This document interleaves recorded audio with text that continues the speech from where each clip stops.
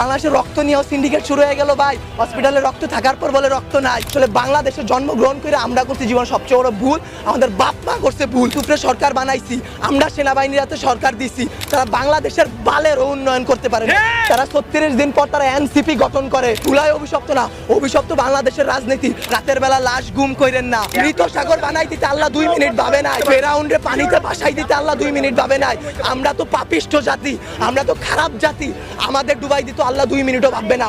আপনাদের বলা আর এই যে নিজের গালে নিজে এইভাবে থাপ্পড় দেওয়া ভাই সেম কথা। ব্যথাটা নিজের উপরই, থুতুটা নিজের উপরই পড়ে। উপদেষ্টারা আসতেছে 20টা করে গাড়ি নিয়ে আসতেছে, উত্তরার রাস্তা বন্ধ করতেছে, সেক্টরের রাস্তাগুলো বন্ধ করতেছে। এতে যাদের যেই সন্তানগুলো আহত হয়েছে, নিহত হয়েছে, তাদের বাবা মাদের ঢুকতে দিতেছেন না আপনারা। তাদের বাবা মারা এখন পর্যন্ত খায় নাই। আমার মা শোকে শোকাহত হয়ে গেছে।